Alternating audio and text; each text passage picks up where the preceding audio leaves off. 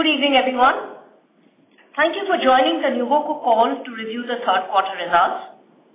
I know it's been a busy day with a number of corporates reporting, and we appreciate your interest in attending today's call. I trust everybody has had a chance to review our earnings release documents, which are available on our website as well as stock exchanges. I shall touch briefly on the macro environment before reviewing the Q3 FY24 performance. Indian economy continues to show resilience and buoyancy despite global economy remaining fragile. The headline PMI for the manufacturing sector has remained over 50 consecutively for the past 30 months, indicating expansion in the sector. GST collections grew by 10.3% YOY to Rs 1.65 lakh crore in December 2023. This marks the 7th month so far this year with collections exceeding 1.6 lakh crores. Real gross domestic product is projected to clock 7.3% in 2023-24 from 7.2% in the previous year. This augurs well for cement demand. Looking internally now at Nuvoco's performance for the quarter ended 31st December 2023. During the quarter, EBITDA grew 55% YOY to Rs 421 crores.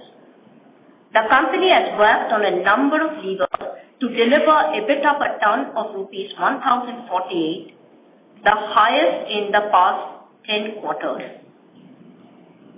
Despite volume degrowth, we stuck to our strategy of value over volume, which resulted in robust uptick in realization per ton. We reduced our operating costs primarily in the areas of raw material and power and fuel.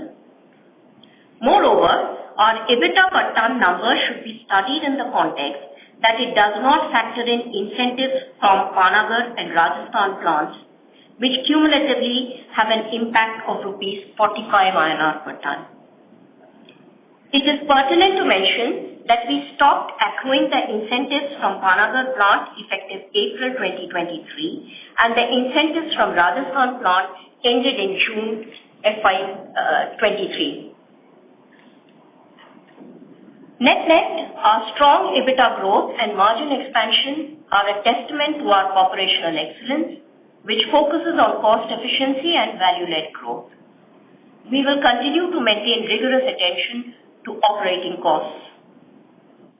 Let me brief you on three major cement cost elements. Power and fuel costs reduced 7% quarter-on-quarter due to higher linkage mix, decline in coal and petcoke prices, and higher utilization of CPPs and WHRs. Cement raw material cost per ton decreased 13% quarter-on-quarter due to decline in slag and fly ash cost.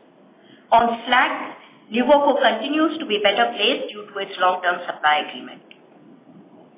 Distribution cost per ton remained flattish quarter-upon-quarter, despite the busy season surcharge on rail freight practically for the entire Q3 period. On cost-saving initiatives, our Project Bridge program, which focuses on cost-saving measures purely from efficiency improvements, is progressing well. As shared in earlier calls to improve margins, Nuvoco remains focused on measures such as premiumization, innovation, geo-optimization, trade share improvement, fuel mix optimization, brand strengthening, and cost efficiency. Additionally, the company flagged off a channel integration program offering premium brands Concreto and Duraguard microfiber to the Double Gold channel. On premiumization, premium products continue to remain a key focus for the company and have contributed significantly with a 36% share of the company's cement trade volumes in Q3 FY24. Our trade share also increased YOY to 73%, thus reinforcing the strength of the network. Building upon this leadership, we recently launched a brand new marketing campaign for the Duraguard franchisee, Seedhi Baat Hai, Duraguard Khas Hai, which underscores its unique features and reinforces customer trust. As part of the IHP-driven Rural Reach program, the company also introduced an engaging brand activation program, Sabse Khas Sarpanch, showcasing impactful stories families of sarpanchs contributing to their village development. We also rolled out the new cement packaging designs. The Nuvoco logo will now be prominently placed on the front of the cement packs. The new design will highlight a much stronger bond between the mother brand and its sub-brands, while also instilling confidence in our channel partners and IHBs, individual home builders. On the cement demand front, as you are aware, all India industry volume growth for Q3 FY24 has been relatively benign at a 3% level. For Nuvoco, demand in the north region remains strong and was better than the industry. In the east, core markets of West Bengal, Bihar and Jharkhand witnessed weak demand during the quarter. Festivities, assembly elections coupled with fiscal challenges by states had an impact on the cement demand during the quarter. We remain optimistic on the demand going forward as significant portion of infrastructure programs are under execution by the government. Currently, as we speak, 30 lakh houses under PMAY program are pending for completion in the east, out of which 14 lakh houses pertain to just West Bengal. 20,000 kilometers of roads under the Bharatmala Pariyojana Phase 1 is yet to be constructed, out of which 3,600 kilometers is in the eastern region. Our strategy in the east continues to remain prioritizing value over volume growth. In the north, as Haryana cement plant expansion is complete, we are in much better footing to consolidate our position in the region. On debt, as part of our deleveraging plans, we have reduced net debt by 632 crores YOY to rupees 4,533 crores as on 31st December. Historically, net debt has been on a declining trend as our focus on net debt reduction remains a top priority. Interest rate at 8.47% on the other hand reduced by 2 bps compared to March 23 despite repo rate remaining the same. I will now briefly touch upon our ready-mix and modern building materials businesses. Both businesses are performing well. On the ready-mix concrete business, we have commissioned 5 new plants in the current fiscal, bringing our total to 56 plants pan-India. We believe ready-mix business has a lot of scope in India, given that the business is at a relatively nascent market level with penetration hovering barely at 10%. In modern building materials, as our products provide superior, durable and sustainable solutions to its customers, we are seeing improved traction in the cement channel to offer complementary products such as construction chemicals, ready-mix mortars and tile application products. Sustainability. At Nuvoco, we recognize that robust sustainability management and performance is essential in creating value for our stakeholders, including customers, workforce, communities, suppliers, and shareholders. Our sustainability program called Protect Our Planet aims at achieving environmental and social sustainability through participation from cross-functional teams across the organization. It encompasses sustainability roadmap, circular economy initiatives, green energy contribution, water positivity, and biodiversity management. We are focusing on enhancing the use of alternative fuel, improving the share of composite cement, and conserving natural resources. I would now like to share the progress on key sustainability parameters. As mentioned during previous calls, we have one of the lowest carbon footprint in the cement industry at 462 kg CO2 per ton of cementitious materials duly validated by KPMG for the year FY23.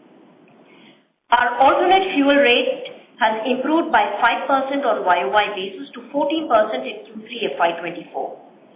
During the quarter, Chittor cement plant demonstrated capability of 35% AFR, while Nimbol, you will recall where the AFR feeding system was recently commissioned in Q4 FY23, has also demonstrated capability of up to 25% AFR. Finally, a roundup on our growth projects. A quick update on our key ongoing CapEx programs. I am happy to share that we have successfully commissioned a 1.2 million ton per annum cement mill at Haryana Cement Plant, elevating the overall cement capacity to 25 million tons per annum. Railway siding projects at Odisha and Sonadi is progressing well. Currently, track laying activities are under progress.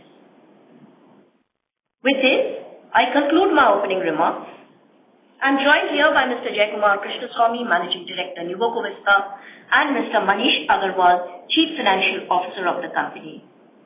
We are here together to answer your questions. Thank you. Thank you very much. We will now begin the question and answer session. Anyone who wishes to ask a question may press star and 1 on their touchtone telephone. If you wish to withdraw yourself from the question queue, you may press star and 2. Participants are requested to use handsets while asking a question. Ladies and gentlemen, we will wait for a moment while the question queue assembles.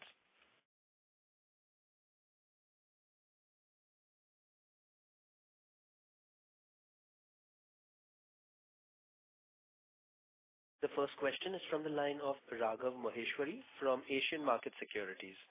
Please go ahead. Hi. Congratulations. Firstly, good set of the profitability. My question is regarding to the volumes. There are very few occasions where we will see the volume degrowth in primarily Q3 rather than compared to the Q2. Can you please little bit elaborate what is the reason? It's because of the East price hike in the end of the Q2 and the start of the Q3, or there is some else reason?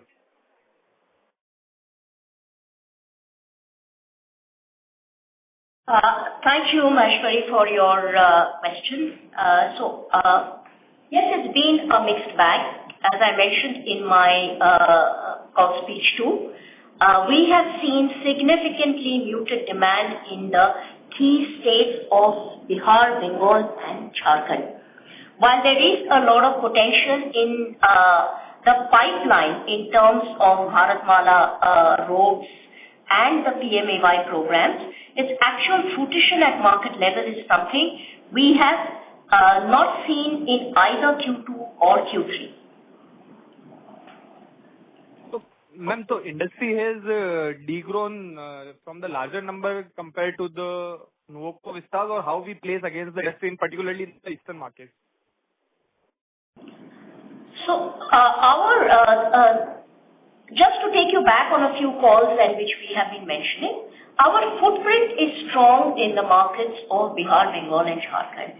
So definitely, muted demand in this part of the geography would have a specific impact on our footprint and business.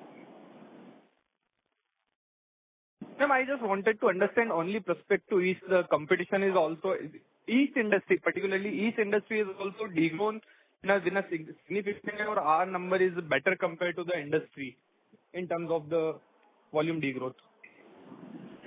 Yeah, you've got to look at it different. Almost all companies have got an all India footprint, and they have reported volume growth or degrowth or muted growth at an all India level. We are a company which is highly indexed on East and good presence in North, but solid presence in East. So we cannot kind of publish region-wise sales of all companies as well. That's not there. But in general, if you see, the core states with my colleagues spoke about Bihar, Bengal, and Jharkhand did have muted demand as well as reduction in offtake in the months of October, November, December. So while your question in three states when the price rise happened in October did kind of cause drop in demand. That was a very short phenomenon, because no industry has continued reduction in demand in spite of price, because eventually house building will always happen in the medium to long run. Maybe a few weeks, 1 or 2 weeks, there can always be some changes, but eventually demand picks up. But surprisingly, this quarter, Q3, in many years of the industry, the demand post festivities normally picks up, but this quarter did not pick up and continued to be very dull entering November as well as all the way through to December. And if one were to look at arrivals of all the major players in East, certainly I think all the leading players in East will have reduction in sales in the East region, more so in Bengal, Bihar and Jharkhand. Of course, elections also played a part in Chhattisgarh and in general MP elections, and generally election was also there, which also played a part in November and December. So net-net, if you have to look at it, Q3 has been a quarter, especially in East, because of reduction in demand. And by having said that, my colleague also said that market will grow. The intrinsic capability of the Indian economy as infrastructure will grow going forward. So I guess this is a temporary phenomenon. We'll have to take it on our stride and then look forward. And where we had a good focus in North, we grew handsomely in North. Our growth in Q3 is one of the highest in the entire history of Nuvoco in North. That's the kind of sales we have achieved in the northern region in the last 6 months. We will continue to, and that's how the 1.2 million ton capacity in North is also going to help us to grow.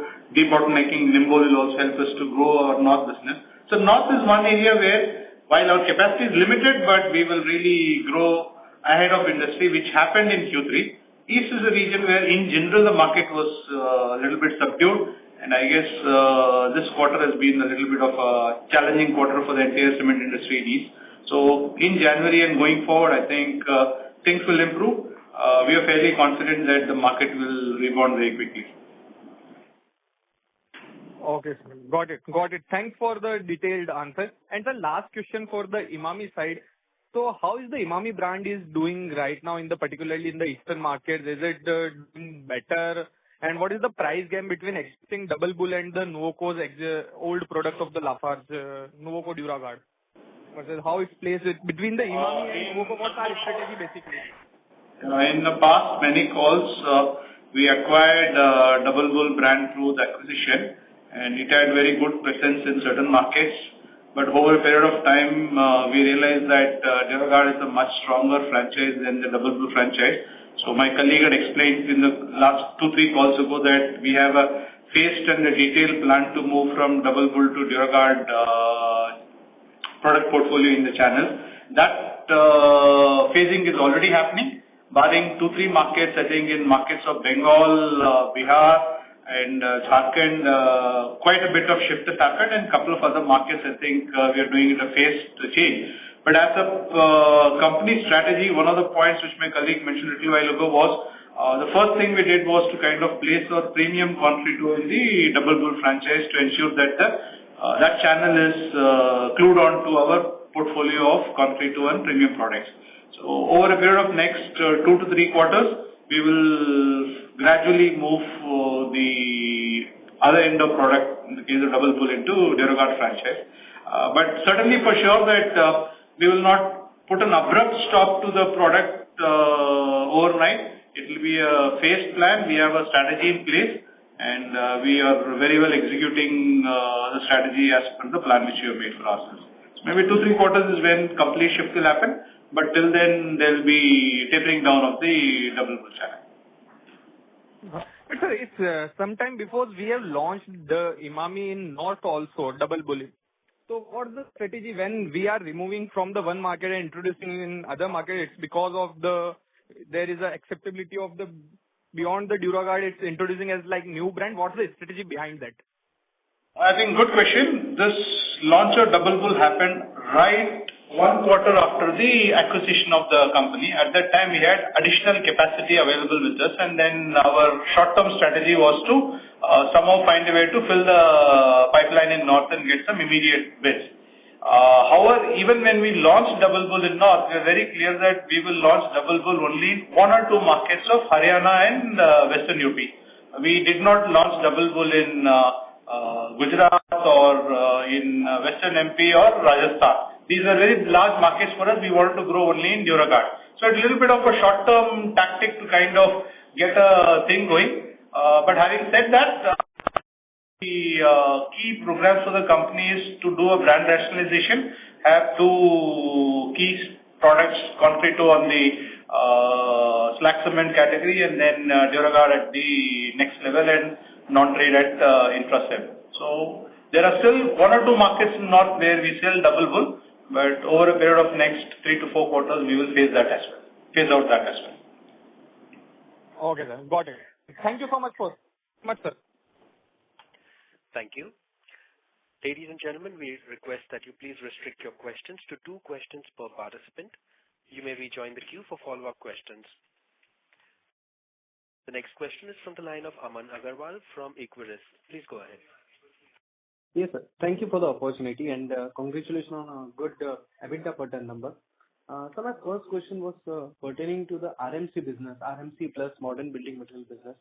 So just wanted to understand on your strategy for that business. Now this question is coming because if we see on EBIT level, the contribution from that segment has not been anything meaningful in the last say 12, 13 quarters. So wanted to understand on the margins that we operate in this business on the EBITDA side and strategy going ahead. Yeah, first of all, we will be in ready-mix business, so that's something we have strong plans for growing all the 3 verticals of cement, ready-mix concrete and modern building materials. That's the first point I would like to inform you. Secondly, ready-mix business is an all-India business. As you would know that the business came to our fold way back in 2010 with the L&T business which got acquired into the organization. Around COVID time, we had a serious challenge because the entire metro-based construction had come to a halt, and then we also did a major decision of closing down, winding up, or turning down all the operations for a period of 3 to 4 quarters. But from then on from 2019 till 2023, this business has made a huge turnaround. We are one of the most profitable ready-mix business in the country. So in cement we call contribution, in ready-mix we have contribution margin is MOM-DP is what we call. That number in quarter 3 delivered the highest in the history of the company at 975 rupees per meter cube. This is one of the highest in the entire industry. Having said that, how did all these things happen? Certainly our entire portfolio, Nuvoco is a premium product in cement. It is also premium in ready-mix, so we are very clear on that. Credit used to be a big challenge in the business, so we sorted out the entire credit thing. We have about 35% of the business on cash and carry business. We sell in IHB. We exited many project verticals in this because project is a low margin business. So we kind of rationed the entire portfolio from 62, 63 plants to 52 plants during the COVID time. And now that we have a proven successful model of selling in commercial as well as IHB through cash and carry and fixed credit term business model, we are slowly scaling up the business. Like Madhumita said, we have 56 plants now. Happy to say only yesterday we inaugurated the 57th plant. And by the end of next fiscal, which is FY24, we have plans to take the business to 80 plants, and then in the next 2 years it will go to 100 plants, sustaining at about 975,000 rupees contribution margin.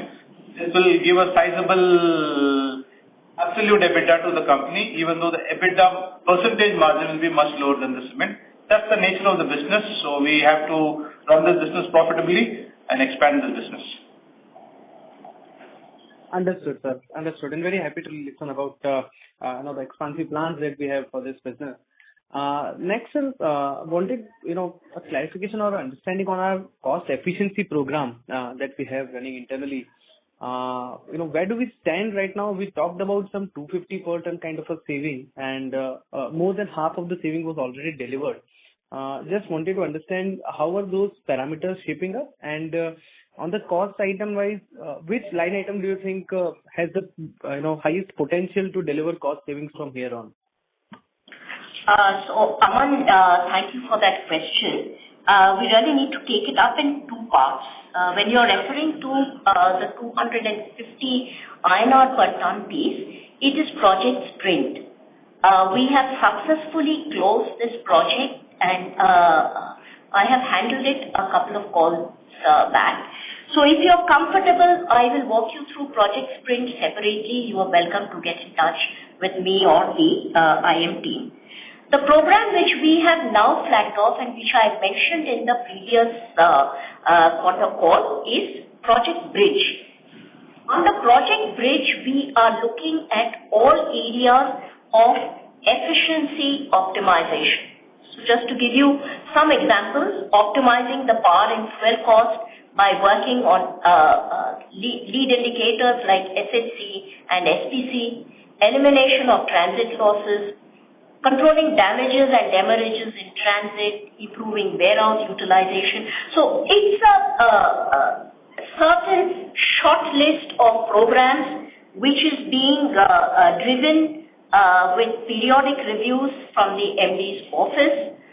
We were looking at an order of 50 INR per ton savings in out of the bridge program rolling in over a 12-month period.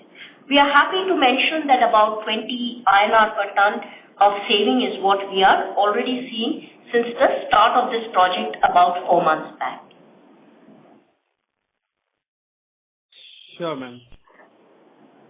Thank you. Thank you. The next question is from the line of Shravan Shah from Dolat Capital. Please go ahead. Yeah, ma'am. Just to continue, so does that mean that we can see 30 rupees per ton more saving is still possible?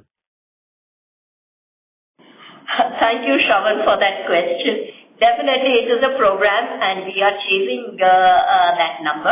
As I said, we see it rolling in over a running 12-month period. Okay.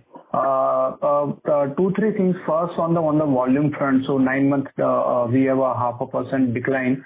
So looking at the number, correct me if I am wrong. I see still we will be seeing a 7 to 10% kind of a volume degrowth in the fourth quarter also. So will you please help us how one can look at in terms of whatever the till now we have seen in January in terms of the how do one can see the volume for this quarter, fourth quarter? Shravan, just as a continuity called speech and the discussions we had so far, we did see a degrowth in 2 quarters on the run, particularly in some of our key states and in overall arrivals into the eastern region. However, we'd like to reiterate 2 things. Firstly, in North, we have been riding more than the growth. We were to some extent restricted, but now with the commissioning of the Haryana cement plant, we would definitely like to push ourselves more to capitalize on all growth opportunities in the North market. In the East, we are still very optimistic on the potential in the pipeline. We have an election year that has come up. There are budgets lying on various government projects. And basically, the challenge has been in terms of fiscal deficiency in the market because these projects were not moving at the expected pace. We would continue to remain optimistic as we enter Q4. Definitely, every attempt to maximize volume in both regions. It is important to state here that with 25 million tons, we have well spread out headroom in all geographies to optimize on the market gains. Okay, got it. Just to understand in terms of the prices, so current prices broadly the January, our dealer channel check suggests that it is lower than the average for the third quarter. If you can quantify in terms of East and North, what's the broader 5 rupees, 8 rupees decline versus the third quarter average? I will give a all India blended price. I would not be giving a regional pricing. That would not be right.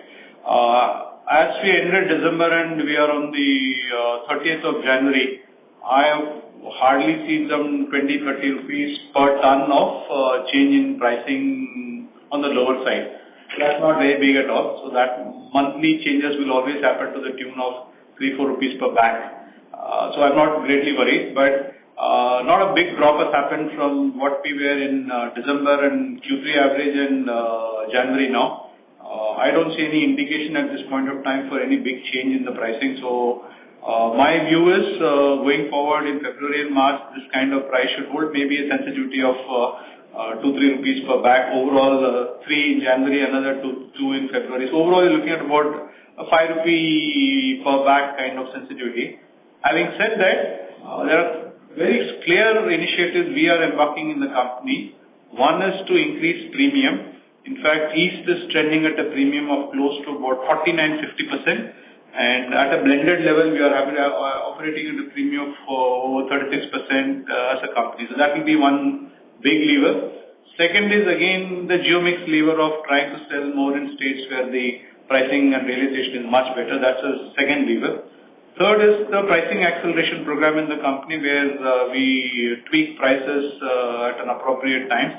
Even in the last 4-5 months, we have gone and taken a price increase in Concreto, we have taken price increase in Double Bull in Bengal, we have taken price increase in Duragard in North India. So overall, we have made small price increase independent of the prevailing market prices.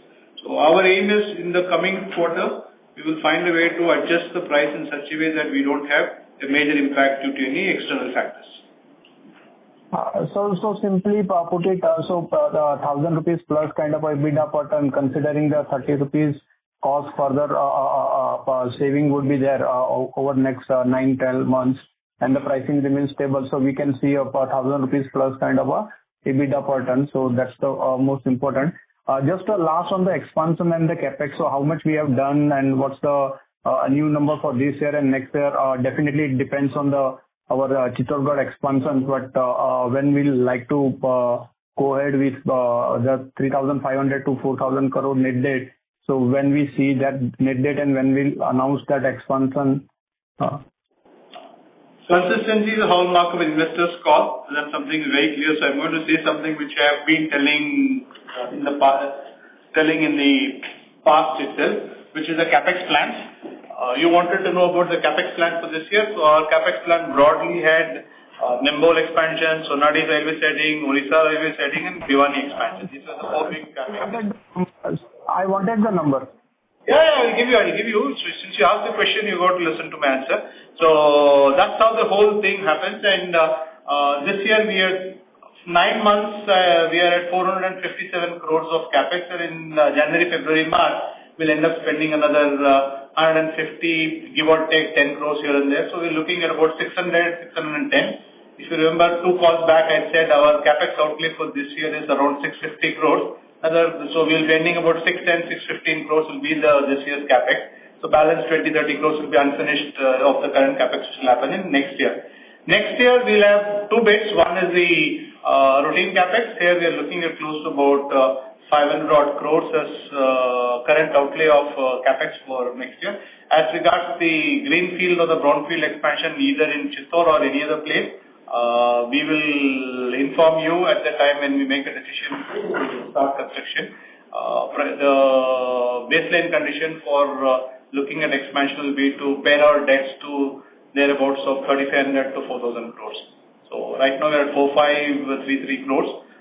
We expect in Q4 end and somewhere in April we will come to that kind of number, ballpark number, and that's when we will make the serious decision of when we will start the expansion for the company.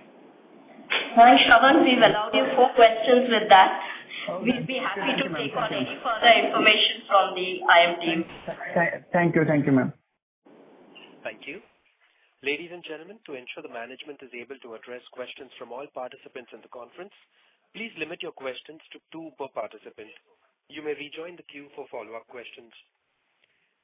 We have the next question from the line of Satyadeep Jain from Ambit Capital. Please go ahead. Hi, thank you. Good. In the last few quarters, we've been seeing some market share losses, but good to see decent price gains this quarter. So on that strategy, I wanted to come back. We've seen some management changes on the marketing sales front in the last few months. What changes have we seen in the last few months in the new team for marketing and sales? I believe all these things would have been tried historically also, premiumization and all, geo-mix. What is different that you are doing now versus what was there? And are there any different strategies between North and East when you look at different levers for increasing prices? That's the first question. I will talk about org design and Madhumita will talk about the market strategy. I don't think we have made any organization change at all. So we had one move which happened many months ago, and that necessitated internal realignment. In terms of leading the marketing function, Madhumita continues to head marketing, which she was doing prior to that change. Just that she has an additional responsibility to run North sales along with her other portfolios. So there's a consistency in the approach. So there's not any change, not an iota of change in the way we look at the market a year ago and year now. So we've been consistent. As regards to our approach to North and East, I will request Madhumita to explain to you what are the broad themes and how we are going about enacting those themes in the market. So Satyadeep, thanks for the question. Basically, as you know, the North and the East markets for us is different in its construct as well as the presence and footprint of our brands. So in East, our focus continues to remain on maximizing business in geo-optimizing states of Bihar, Bengal, and Jharkhand. We work in all these three markets with a very strong Concreto franchisee now. We have Concreto and Concreto Uno. We have a good brand portfolio of Duraguard with premium products, Duraguard F2F and Duraguard Microfiber. So to an extent with a 50-52% premiumization share in the eastern part of the country, our principal strategy is geo-optimizing and driving the premiumization. At that strategy level, what is different in North? North, firstly, we have seen the benefit of increasing volumes progressively in this year. Firstly, there was a debottlenecking in Nimbol. This made available to us more cement from the Nimbol plant itself. Further, recently we have now seen the addition of the Haryana cement capacity of 1.2 million tons. In North, we have been able to stretch our premiumization levels in an industry, in a market where premiumization barely hovers around 8 to 9%. We are at a 14% premiumization in North. So premiumization, there is a good journey and way forward plan. Primarily in North, we have driven the levers of good market presence, sustained branding and communication programs, and driving volumes both in non-trade and in trade. So volume-driven strategy is what remains basic and fundamental. We have lent speed and have had the capability to optimize on these opportunities given the additional volumes which has come in North. I hope that answers your question. Yes. Just a clarification on that. When you say geo mix, basically walking away, is it correct to say that you're walking away from markets like Chhattisgarh and Odisha, where you have maybe lower pricing, higher competitive intensity, and that lower margins? Would that be correct in focusing on maybe Bihar, Jharkhand, Bengal, where you have Concreto and maybe higher pricing? Satyadeep, I think you are a veteran, so price cannot be the only criteria. Obviously, contribution is very, very important. For some beautiful, positive reason, Chhattisgarh and Odisha are high contribution markets in East right now. So we run a program called Vijay Chhattisgarh in Chhattisgarh to take our numbers in Chhattisgarh to at least 40% more than last year's actual in the coming year. So we've got a robust plan to get volume growth in Chhattisgarh within the staff. And Odisha is currently trending at probably, I won't say historical high contribution margins, but the numbers are very, very attractive actually. In fact, Odisha contribution margins are higher than neighboring states. So our thrust in Odisha will improve in the coming year. So within the framework of Bengal, Bihar, Jharkhand, they were the key markets for us in the past. But along with these three markets, Chhattisgarh and Odisha becomes an equally attractive market for us to drive volumes and thereby get more contribution. What's clear on geo mixing? So geo mix is not tied to any states as such. You're looking at within states of a certain pockets, will you get better contribution margin? Well, because Chhattisgarh, we've got 3 factories. At one time, we used to have a little bit of a challenge. The entire industry had some challenge in Chhattisgarh, but I think that's kind of off, and now with the elections happening in Chhattisgarh, we see a good demand picking up in the state. And we have Rizda, Sonadi and Arasmeta, high throughput factories, so we would try and maximize road freight market in Chhattisgarh. Satyadeep, I'd just like to add a point here. It is very definitely a strategic advantage that we had with the acquisition of the Emami facilities. We have a footprint today across 5 states, and definitely we would want to be more agile in adapting our tactical plans at a market level. Okay. Just one clarification question lastly on the routine CapEx. You mentioned 500 crore. Is that kind of a sustaining CapEx number without growth CapEx? That seems slightly high for a 25 million ton capacity. Would that be right? No, I can't give a breakup of what will constitute 500 crore. So it will have land, it will have some growth capex, it will have some sustaining capex, some overflow from this year to next year. Let's start the year, and I guess I'll come back and maybe during the next call I'll give a clear picture of what we intend doing in the coming year. So it won't be more than that kind of number which I mentioned. Okay. Thank you so much, and wish you all the best. Yeah. Thank you, Satyadeep. Thank you. The next question is from the line of Jashandeep Singh from Nomura. Please go ahead. Hi. Thanks for the opportunity, and congratulations on great set of unit EBITDA numbers. My first question is regarding raw materials, especially slag cost. Although I understand Nuvoco has a long-term agreement with Tata Steel, Tata Steel. Just wanted to understand if the management can give us a directionally, especially quantifiably, how much delta is there? I mean, how much YOY slag cost has increased for Nuvoco versus for the industry? Even a ballpark figure helps us understand the delta. My first question is this. I can talk about Nuvoco. I can't talk about what price other companies have got. But if you really look at our blended slag costs along with our long-term strategy with Tata Steel and spot buying, we ended up spending close to about 1,335 rupees per ton of cement. That was the slag cost for us. That was cost of slag, not per ton of cement. Slag consumption rate is 1,333 rupees per ton. And market rates and spot rates are trending at 2,000 rupees per ton outside. But we have made a very conscious call because the demand has also been a little bit tepid in Q3. So we also walked away from high cost slag, and since we have back-end tie-up, so that's where we are focusing on our own long-term slag. Q3 was 1333, at a 9-month average it's at 1430. Okay. And so what will be the same cost, YOY last year? Say it again, please. Sir, what will be the slag cost 1 year back?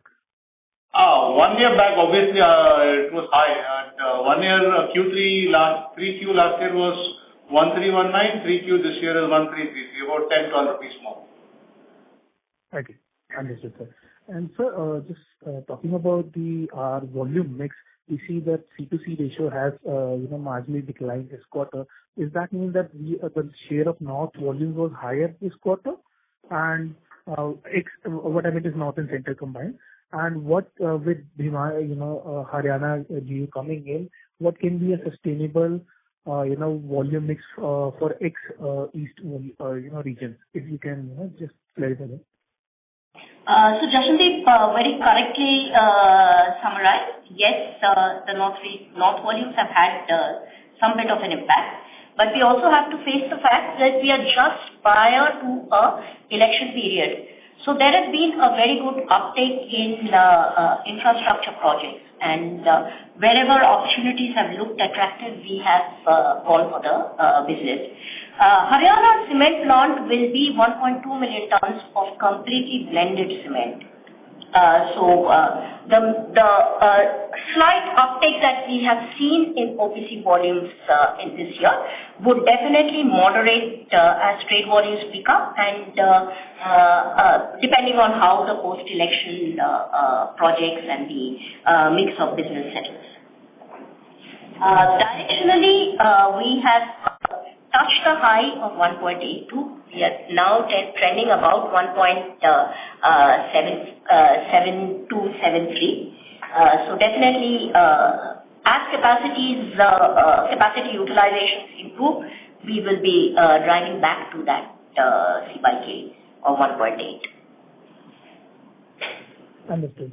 And just two more questions. One quickly, the WHRS, have we fully, extracted all the potential savings from them, post the acquiring Emami? Is that completely done, or is there any incremental saving opportunity there available still? WHR, in fact, is not an Emami phenomena, it was a Nuvoco phenomena. So even before we acquired Emami cement business, all our kilns had WHR, which we started installing from 2018 onwards. So every single kiln, along with the Rizla kiln, all the 6 kilns in the company have WHR. The installed capacity is close to 45 megawatts of WHR. And we're also debottlenecking to improve the WHR capacity by another about 3-4 megawatt in the coming year. But having said that, all the WHRs are working in full capacity. Just that since the volume is a little bit low, we had to shut the kilns for some periods of time for declinkerization. Full potential of WHR didn't happen. But next year, Q4 and beyond, once all the kilns run to market demand, we'll get the maximum benefit of WHR and CPP. Okay. Thanks. And what was the capex for this quarter, if I missed earlier? 9 months was 457. We'll end up spending another 150-160 crores in the next 3 Jan, Feb, March. We'll end up close to 600, give or take 10 crores. Okay. Thank you so much. I'll join back with you. Thank you, Jashandev. Thank you. The next question is from the line of Rajesh Prasad Ravi from HDFC Securities. Please go ahead. Yeah, hi, good evening to the team. And my question first pertains to the, that housekeeping numbers. What was the, this fuel cost per kilocal and the fuel mix? And could you also share blended cement share in the production mix? Rajesh, could you please repeat the second question? Fuel cost? Yeah. Fuel cost per kcal, fuel mix, and share of blended cement. Okay. Fuel cost, I'll say fuel cost in Q3 for the company was 1.67 rupees per million kcal. Comparison with Q2 was 1.74 and same quarter last year 2.74. So we are at 1.67 rupees per million kcal in Q3. For fuel mix? Fuel mix, linkage at 28%, non-linkage 1%, overall linkage and non-linkage domestic coal 29%, pet coke at 56%, and imported coal small 1%, AFR at 14.2%. Linkage you said is around how much? 25%? Linkage at 28% and 1% non-linkage. Okay. And 14% AFR. So this is helping you in terms of your cost stabilization, which a few quarters were impacted earlier. Yeah, this is one of the best quarters for us. Even last quarter before also we were making improvements, but I guess at 1.67 we will be right at the top. And you're expecting further savings on the fuel side, sir? That will be very difficult. So what are the levers we have? I think the linkage coal rates have more or less kind of bottomed out at 1 rupee 30 million cal. I don't think it will go below this. In terms of pet coke, there is some scope. As you see, currently we are booking pet coke at $118 per ton, which translates to about 181 rupees per million cal. Last quarter we are at 1.9 rupees per million cal. AFR also we can improve from current 14.2 to maybe 18%. So net, I see a play of about 50 rupees going forward. Okay. So lastly, this market volume loss which we have seen in Q3, while you have mentioned that the market demand will have been muted, you have seen a 10% decline. So is this also a phenomena of aggressive volumes from capacity additions which have happened in the market, and that is why this is an actual market share loss, and and this may continue for next few quarters? I can safely say one thing, no capacity expansion of the industry resulted in reduction in demand actually. So I guess that's not certainly the case, and if demand were there, we wouldn't have been sitting tight, not selling. So I guess it's simple that the overall offtake has been low in east markets in the last 3 months. So I guess once the demand opens, you will see us growing in line with market. Okay. No, so this quarter, your volume loss is higher than what the industry declined, or it is in line with the big industry? Region-wise, it's very difficult to say. So all I can say is, from the arrivals, so I guess we track arrivals. So in terms of arrivals, I think at a broad-based number, everybody's number has dropped. Okay. And lastly, of this cement to clinker ratio, which has tapered down to 1.72, given that we will be ramping up volumes in Haryana, where the CC ratio would obviously be lower than this ratio. So is it fair to assume that 1.72 or this ratio will remain close around this level for next 1-2 years? Rajesh, I just took that question from Jasandeep. I clarified that the Haryana cement plant is a fully blended cement plant. So, but yeah, it would not be producing slag cement, right? Which has a high CC ratio. No, agreed. This quarter number has reduced our CK ratio a little bit lower, but East will open up, East will open up, we will sell more slag cement. Our CK ratio for East will go to 2.1. North, there will be some changes because of the overall ramp up of our products in North. Because even though we don't sell too much OPC, it will still be PPC, whose CK ratio will be lower than a slag cement. But net, if you see, our number will go back to 1.8 plus in the 1 or 2 quarters from now. Great. And lastly, what was the blended cement production? Share of blended cement? Rajesh, we'll give you that data point later. I'll have to fish out from the records. We'll just give you a little later. Guys will give you a tinkle and give you. No issues. Great, sir. That's all from my end. Thank you, ma'am. Thank you, sir. Bye. Thank you. Thank you. The next question is from the line of Tejas Pradhan from Citigroup. Please go ahead. Thanks, sir. Just most of my questions were answered. Just wanted a data point on the lead distance this quarter. Hello? Sorry, I was on mute. Last quarter, lead distance was 340. In Q3, it became 342. 2 kilometers increase. Okay, thanks. That's all from my end. Thank you. The next question is from the line of Amit Murarka from Axis Capital. Please go ahead. Hi. Good evening. Thanks for the opportunity. So, about the market growth, you used to share the market growth numbers for North and East earlier. So, any commentary around that? I don't think calls we have given region-wise market growth, but at least in this quarter I can stick my neck out and say that East obviously market shrunk, North market grew. Our growth technically, we are a small player in North, but with that small player status also we have grown ahead of market. So technically we have moved our market share in North in the second decimal for sure. East is where market shrank, and right now I won't be able to comment what has been the extent of shrinkage in East. Sure. But it seems it's more than 10%, right? And if you've grown in North, then the East decline is more than 10%. Yeah. Obviously, mathematics will certainly adduce to where you're going, but that's how the market has been. Right. And also just to understand, when you say that you are choosing to do profitable volumes and all that, so are you then focusing on EBITDA maximization at the cost of maybe market share loss, or how do we understand that? There's no one correct answer on it. So one of the biggest agenda for the organization which have been consistently mentioning is, we had made a commitment post-listing in the first earnings call and then on.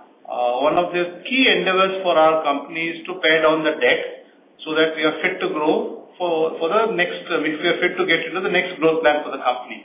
So certain decisions one has to make, and making those decisions mean that we don't walk away from markets where we can sell. But if the entire market is in such a place where growth doesn't happen, then our priority is to get value over volume. That's the plan we have been doing in the last couple of quarters. But certainly, one of the principal agenda for the company is to bring the debt levels to a sizable number, anywhere between 3,500 to 4,000 crores, and they are fit to grow. But in the journey, we have a number of agenda which we have been running, which my colleague spoke about. The sprint agenda in the first year of listing, and then once we kind of accomplish the sprint agenda, of course, the sprint agenda got kind of diluted by the fuel price increase. So net, we couldn't get everything out of the sprint agenda. But now that the fuel price is under control, we have embarked on the second agenda of bridge, where we're looking at 30 to 50 rupees improvement in EBITDA along the various lines of P&L. So our focus will be to improve our EBITDA margins, sell sensibly so that we don't, for the sake of selling, we don't spoil our bottom line. In doing all this thing, the end objective is to pare the debt to about 3,500, 4,000 levels, and then get the growth engine going for the company in the medium term. Understood. Also, actually, I was just looking at a bit longer term numbers actually for you, both in volume and EBITDA. I'm just trying to see how numbers have been since you acquired Emami. And to me, it seems like actually both your volume and EBITDA is actually down in the last 3 years actually. If I look at the Q3 FY21 numbers, it's actually 10% lower on EBITDA as well. So, and in this meantime, in these 3 years, I believe we have unlocked some synergies as well from the acquisition. So I'm just trying to understand where has this decline come from in terms of, given that synergy has also been unlocked. I will throw some numbers to you, 1 or 2 numbers. So I think detailed explanation will be very difficult to tell on investors call. We can engage with you. If you can reach out, we can have a detailed conversation. But top of the line, since you asked the question, I need to give a right answer to you. Around the acquisition times of Emami, we are very clear that we acquired Emami for capacity. So that brand was not in the same league as Concreto and Duraguard. Hence, the per ton realization of Emami was always lower than. Our main aim at the time was to acquire capacity, which we accomplished at that time. We got 8 million tons of cement and multiple grinding units in various states. That was the objective of acquisition. Nuvoco became a 23.8 million ton, becoming the 5th largest player and one of the leading players in East India. That was the key objective when we acquired Emami. Around that time, our EBITDA levels had, once we combined both the companies, our EBITDA levels did touch 1,200 rupees per ton in Q4 FY21. And then on, the entire fuel crisis happened, and when we delivered an EBITDA of excess of 1,227 precise was the EBITDA per ton. Our power and fuel cost was the best in the industry at that time at 785 rupees per ton. We were the best in the industry at that time, very close to only one other player. But then on, the power and fuel cost of the company went from 785 rupees per ton all the way to 1,500 rupees per ton. It happened for the industry, it happened for us also. When this escalation in fuel cost and power cost happened, that kind of washed away all the sprint savings. But as mentioned by my colleague in the introductory speech, in the last 10 quarters, if we look at Nuvoco's EBITDA per ton number, quarter on quarter we have improved EBITDA per ton, and we have more or less reinstated our EBITDA in quarter 3 at 1048 rupees per ton, which is only a little bit lower than what it was at the time of listing. So we have made concerted efforts to improve cost efficiency, get the sprint levers and the bridge levers going, implement various initiatives within the company, and take the company from where we were 10 quarters ago to all the way now to 1,048 rupees per ton. And give or take, we can be around this number for going forward as well. No, thanks for the explanation. But my question was more around the performance before the sprint synergy benefits were unlocked. So, I mean, the numbers, I think that's not being visible in the final EBITDA. It's very difficult on a call to explain. May I request you to reach out to us? We'll have our team will explain with you for all the facts and will clarify all your queries, please. Sure, yeah. Thank you. We'll have all data, so I think you can also get to see all the information so that we can, in a transparent manner, will explain to you. We'll reach out and connect with you, Amit. Thank you. Sure. Thanks. Thank you. The next question is from the line of Prateek Kumar from Jefferies. Please go ahead. Yeah, good evening, everyone. I have just a couple of clarifications. You said pricing in fourth quarter is lower by 30 to 40 rupees per ton versus December exit or December quarter average. What was the number? Prateek, there's a disturbance in your line. Yeah, hello. Yeah, can you hear me? Yeah, please carry on. Yeah, I was just saying that there was this mention of pricing realization drop of 30 to 40 per ton. Was this against December exit or December quarter average comparatively? December quarter, a lot of things happened in September, a lot of things changed in November and December. So one way to look at start and end date of 1st October till 31st December, it was 90 days of pricing fluctuations continuously. But to the number which I mentioned was, as we stand on 30th of January, I'm looking at a close to about 40 rupees per ton reduction in prices from where we were end of December. Okay, so versus average it will be much more lower. So versus exit it is 40 rupees lower. Okay. Yeah, but it's stable for the last 30 days. It will continue to be around this number going forward is what is my read. Okay. Got it. And sir, secondly on this 1.67 rupees of fuel cost on a kilocal basis, obviously is a combination of various fuel mix which you have. But given petcoke is 56% and current imported petcoke price are around $110 to $112, is it reflecting that number, spot number, or there are more saving which can come in 1Q25? These numbers are all based on past procurement not at $118 but at $135. Currently we are booking at $115, $118. So the impact of the reduced cost of petcoke will be felt end of Q4 and Q1. You would know we have North and the East plant. East operates with only 35% petcoke and North has got almost everything is petcoke. So East will have a big bearing in the overall power and fuel cost of the company because bulk of the cement is made and the cost of fuel is also a little bit lower there. So as I said a little while ago, with the levers of reduced petcoke and increased AFR and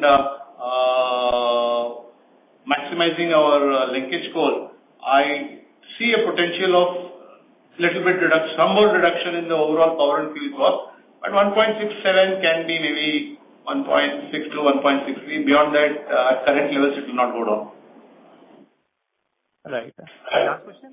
On your capex, have we quantified like the amount of capex which you are looking at in North for next round of expansion? Is it like 2,000 crores? Not yet. I guess I will get back to you in the subsequent call. Right now, we're still working at the background on the technical design, whether it will be a 6,000 TPD line, 7,000 TPD line, 8,000 TPD line, whether it will have split GU, VRM or a ball mill. So those work is currently happening. Whether it will have a railway siding, all those combinations are being worked out. But I guess we'll get back to you in one of the next subsequent calls. Sure. Thank you, sir. These are my questions. Thank you. The next question is from the line of Naveen Shade from ICICI Securities. Please go ahead. Yeah, thank you for the opportunity. So very quickly, directionally, it appears that we may have lost market share in the East. Of course, we have done good in North, as you mentioned in the comments.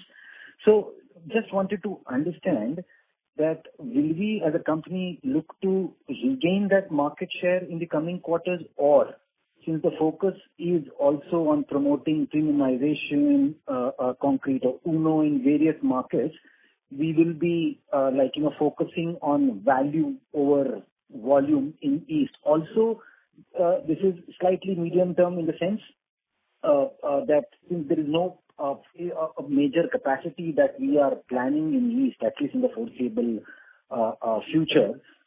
That's what I think was indicated, that other regions can see CapEx, if at all company has to pursue. So from that perspective, we are consciously focusing on value over volume. Is that a correct understanding? Thank you.